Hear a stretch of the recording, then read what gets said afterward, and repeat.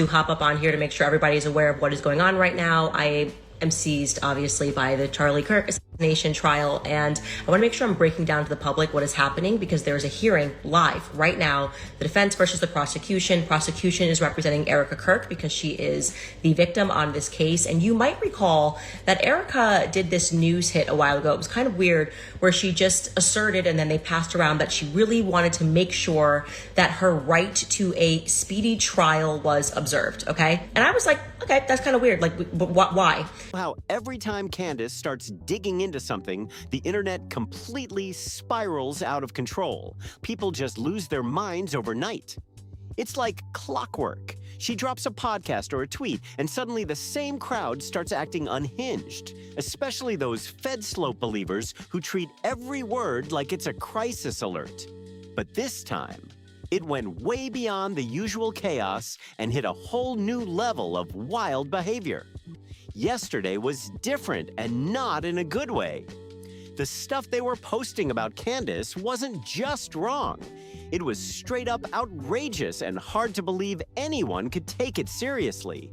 Well, it turns out that now we are understanding that this is going to be the prosecution's strategy, and I will be very clear here. I do not believe Tyler Robinson assassinated Charlie Kirk, and I believe that Turning Point USA is implicated in this moment in a cover-up of sorts, okay? What various roles were played, but to me, looking at the evidence, which I have done more than anybody else, there is a cover-up taking place, and this hearing proves it, okay? So they were supposed to have a probable cause hearing in May. It is slated on the calendar.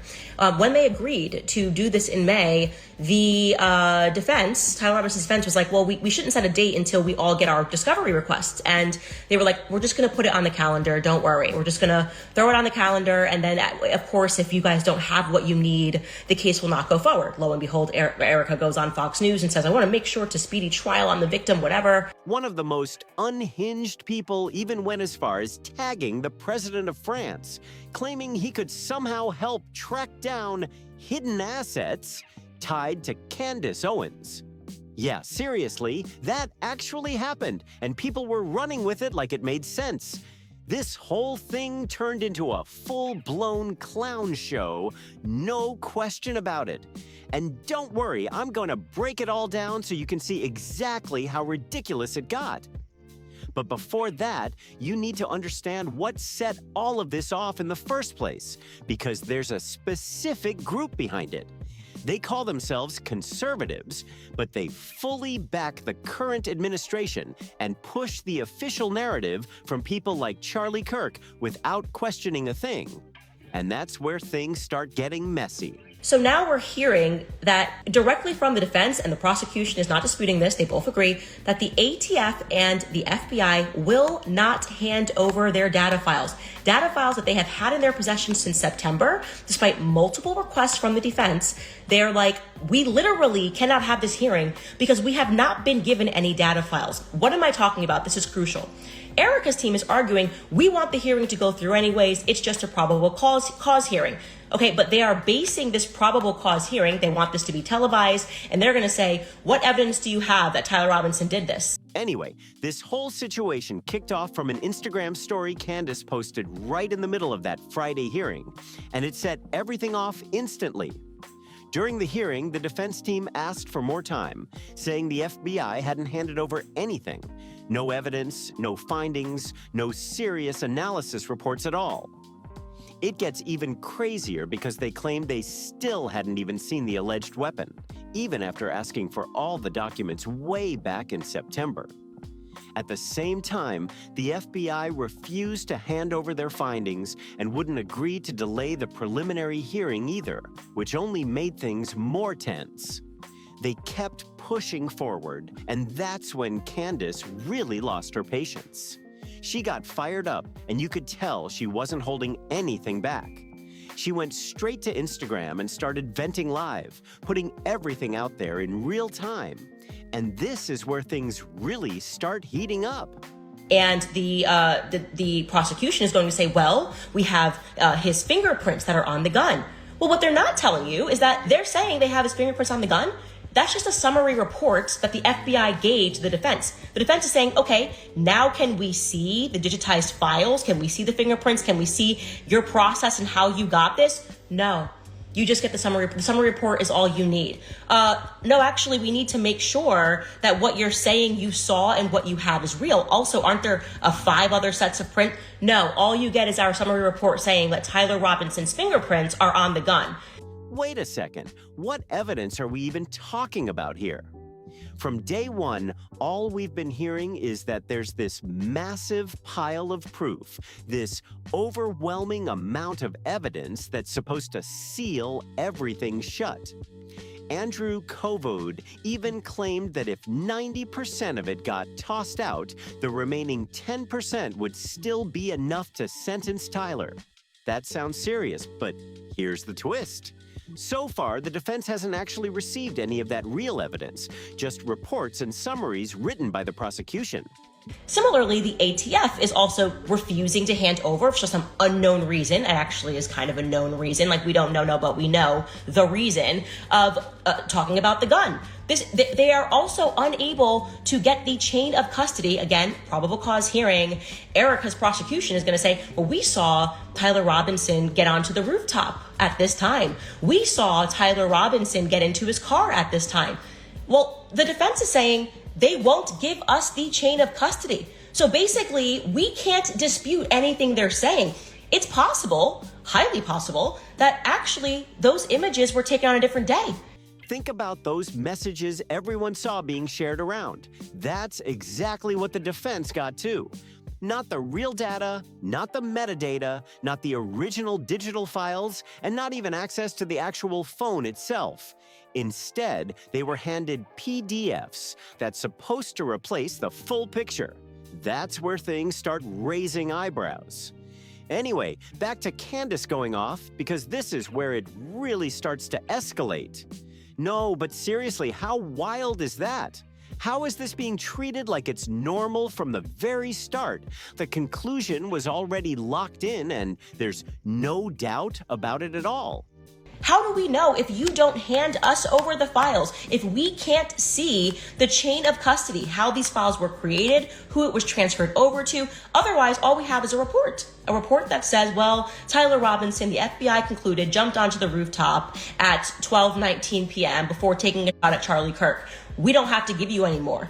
That is the argument that Erica's team is making right now. That, well, it's just a probable cause hearing, so it doesn't really matter. We want things to go through. She's a victim. She wants things to happen quickly. And their defense is making a very valid, a very layered, a not complex argument for anybody who has common sense to understand that there can be no going forward until we have what we need, because we can't dispute what you're saying. We're just supposed to trust me, bro, when it comes to the FBI, who has butchered this case and told us the most unbelievable things since the very beginning. That kind of certainty this early just doesn't sit right. And I'm going to say it again because it matters every single time. If he's guilty, then he should absolutely face the consequences, no question about it.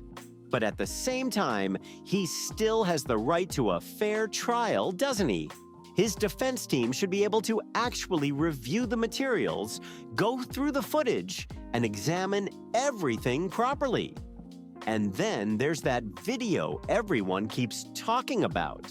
The one showing a guy sprinting and then jumping off a roof. They're claiming that was Tyler right after he fired at Charlie, but without full access to the evidence. How can anyone verify that for sure? That's where things start to feel shaky and raise even more questions.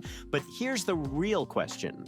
Why are they only showing a clip of a guy running and not the full sequence of what supposedly happened? Where's the footage of someone going up to the roof, taking position, doing what they're accused of, and then leaving the scene? The camera angle they're using clearly covers the entire area, so it should be able to capture all of that, right? That's what makes this feel off. If the camera sees everything, then why are we only getting one small piece of the puzzle instead of the full picture? It just leaves a lot of unanswered questions hanging in the air. This cannot happen. Never did I think that we would be alive for something like JFK. You grow up, you hear the stories about JFK, you hear the conspiracies, you hear about the corruption of the feds, you hear about LBJ's potential involvement, and you think this will never again happen in the United States of America, and we're never going to be able to experience that. That is happening right now. Every person should pivot, go find, there's live feeds on YouTube, there's live feeds that are on Twitter, and rewatch what is playing out right now in the courtroom, where they are arguing that the ATF and the FBI should not have to hand over their files, just their report, their summary, their conclusion, absent any digitized or data that is included in these summaries, and you should just trust them and go forward with the hearing. This cannot happen. This cannot stand. I will state again, over and over, with everything that I have looked at, I don't think there's a single soul who has given more of their life, spent more hours examining this case from every aspect than me, because I deeply care about this. Erica Kirk is being treated as the victim in all of this, and it seems like her voice carries a lot of weight in how things are moving forward.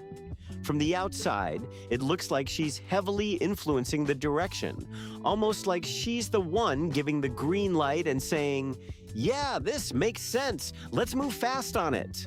That kind of pace is raising eyebrows for a lot of people watching this unfold. And I am telling you, I have not seen one shred of convincing evidence that Tyler Robinson shot Charlie Kirk. Not one, okay? And the fact that his wife is trying to play this, what I would say to be a sleight of hand, not granting a continuance, take it from someone who is perpetually sued. I have never been in a case where both sides don't just agree to a general continuance. Even me and Brigitte, despite our differences. It feels intense, no doubt. But what really set people off wasn't just that. It's what came next that pushed things over the edge and got everyone reacting even louder. And she said all of this with her hair down, no holding back, no polished setup, just raw energy coming straight through the screen. You could feel how fired up she was. And honestly, it's hard to sit there and not find yourself nodding along with what she's saying. Have agreed to a continuance when we were like, oh, the date that was set, can we push it back? And Brigitte's team just agreed to it. It's almost like just something that you do out of respect for understanding that things have to be done. Why is Erica's team arguing this? They should say, we don't agree with what the FBI is doing. Of course, we want you able to reasonably defend yourself, because we want the public to believe that this is not a show trial, right? We want the public to believe that Tyler Robinson did this. They have been signaling to the public that the evidence is so overwhelming. They're overwhelmed. They wake up, they have to pop a Xanax because they're just so overwhelmed by how obvious it is that Tyler Robinson shot Charlie Kirk. And yet they're trying to play this game right now. So overwhelming, we don't have the data from September. We just have what Kash Patel and the ATF says happened in their summary reports, but we really should just get on with this trial. The way she delivered it made everything hit even harder. Of course, people from TPUSA jumped in right away trying to flip the narrative. They pushed the idea that the defense is just stalling by asking for a continuance, while pointing out that Erica Kirk, as the victim, has a legal right to a speedy trial. That argument started spreading fast, and it got people even more divided. Then Jack Posobiec jumped in online, basically doubling down on the claim. He was saying they don't even have the actual evidence, just reports and summaries, not the real files or raw data. And that right there added even more tension to an already heated situation. They said at the hearing the raw files haven't been transferred yet to either side, and the prosecutor said they don't need to get into DNA to establish probable cause for the preliminary. This was addressed in the full hearing if you watched. Now hold on, that's only half the story, and this is where things start getting twisted. Nobody actually said the files don't exist or that they'll never be handed over. The real point was that neither side has gotten full access yet because this is still in the pre-preliminary stage. They're saying they don't have to provide everything right now, which is a big difference from claiming there's nothing there at all. So what does this look like from a legal angle, especially when it comes to preparing for a trial? The defense isn't just making noise, they're raising a real argument here. Experts dealing with DNA, digital forensics, and technical analysis don't just rely on summaries. They need the raw data, the actual files, the full material to dig into. Without that, they can't properly check the methods, question the conclusions, or run their own independent analysis. And that's a serious limitation. At the same time, there's another layer to this. In the US, a preliminary hearing isn't about proving everything beyond doubt. It's just about establishing probable cause. That means the prosecution doesn't have to drop every piece of evidence right away. This is like a hoax being played upon the American public. Shame, absolute shame, that Charlie's friends are in office right now. The people that he fought to put in office are allowing this charade to go on. Donald Trump, Vance, and Kash Patel are allowing this charade to go on. Why don't they pick up the phone and demand that Kash Patel send over the files? Since they all love Erica so much, she's so innocent. Courts often allow summaries, testimony from agents, and limited material at this stage, which explains why things are being handled this way, even if it's frustrating to watch unfold. Laura Loomer has built a reputation as one of the most polarizing figures online right now, and people don't hold back when they talk about her. Some even throw around nicknames and jokes like calling her Larry, which came from Ian Carroll claiming she's actually a man. It's turned into this ongoing internet bit that keeps popping up everywhere. What's not a joke, though, is how controversial she's become in political spaces. Reports have pointed out that she's faced restrictions in the past, including legal limits around things like firearm ownership tied to safety concerns, and that alone has kept her in the spotlight. It adds another layer to how people view her actions and statements. Over the past few months, she's been going all in on criticizing Tucker Carlson and Candace Owens, pushing hard and not backing down. She's accused them of betrayal and tried to sway their own audiences against them, which has only escalated tensions. And when it comes to Candace, she's even claimed she had influence close to the president, suggesting that her input played a role in some of those harsh posts aimed at Tucker, Candace, and others.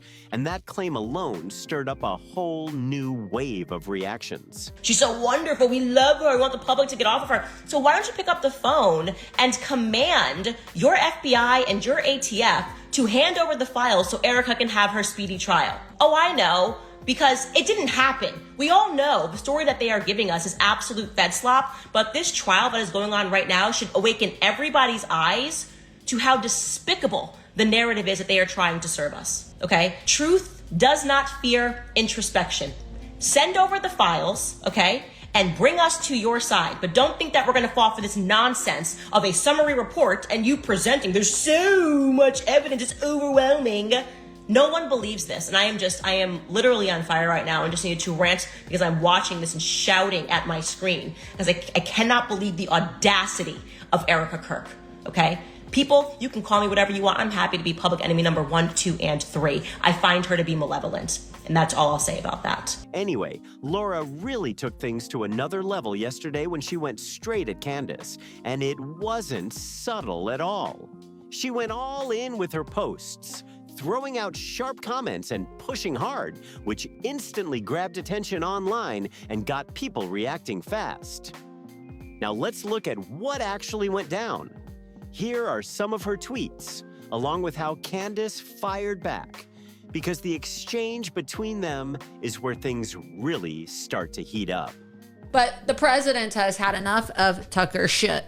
And yeah, I'm just going to admit it. I sent the president Tucker Carlson's clips so he can see the shit that he says about him. I do. And I want that motherfucker Tucker Carlson to know that I'm the one who knifed him from the front. I want him to know. I'm not talking about physical violence, physical knifing, but yeah, I'm the one that sent the president all your shit, Tucker, because he deserves to see the fact that you are lying about him and you are smearing him and you are saying the most vile things about our country and our president, and you are creating so much chaos. You're going to cause the Democrats to take the House and the Senate, and you are endangering our national security by whitewashing this barbaric death cult ideology known as Islam.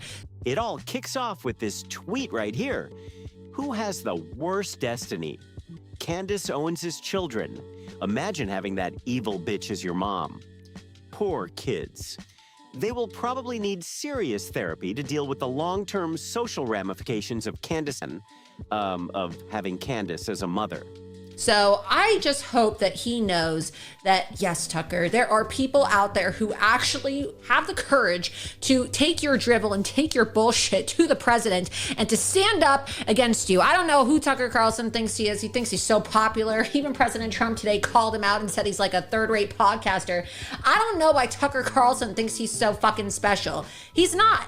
He's not special. He is endangering the lives of Christians, of Catholics, of and all non-Muslims in the way that he continues to whitewash this death cult ideology and the way that he continues to incite violence against evangelicals and Jewish Americans and even the president himself.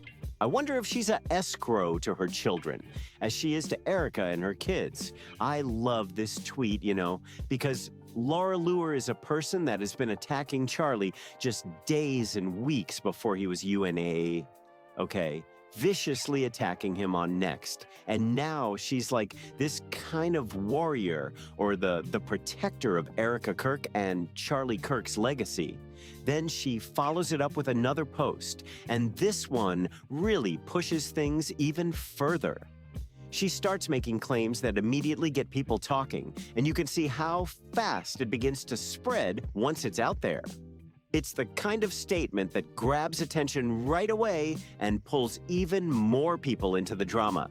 Greetings from America. I have located nearly $12 million, possibly even more, of real estate that Candace Owens and her husband appear to be hiding in a trust. I have all the documentation, including property tax, re-records, affiliated with the trust and liens personally.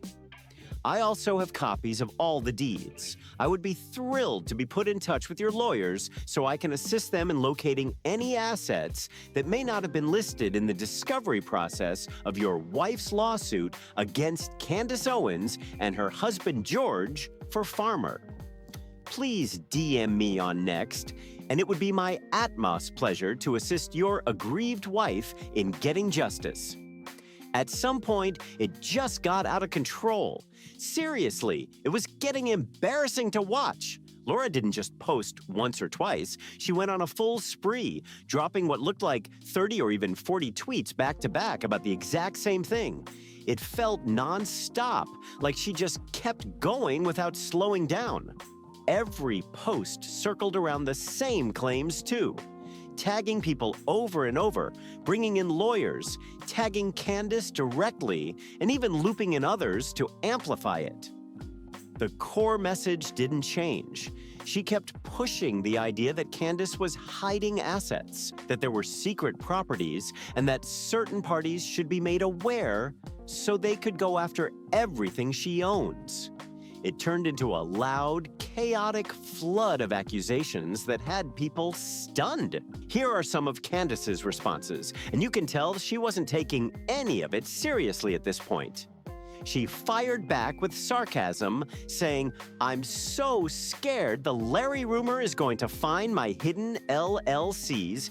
We really, really, really don't want France to know about them. Please show us some mercy, Larry." That alone had people reacting because you could feel the mockery dripping through every word. Then she doubled down even harder. In another response, she went straight at the claims, saying, "You clearly have no idea how lawsuits work. You also have no idea what the function of a trust is or how dual citizenship is obtained." And she didn't stop there. She added, "The only thing you have, Luddy, is your piss-poor IQ." I genuinely laugh reading your tweets. Keep that response lit things up even more and pushed the exchange into full-blown chaos. On top of that, more claims kept coming out. There were posts saying Candace supposedly has dual citizenship, and even that she hired lawyers from someplace called Little Heartland. But her side brushed that off quickly, basically responding like it wasn't even worth taking seriously. At that point, the whole situation had turned into a loud, messy back and forth that people couldn't stop watching. It's wild to watch all of this unfold, but at the end of the day, what do you actually think about it?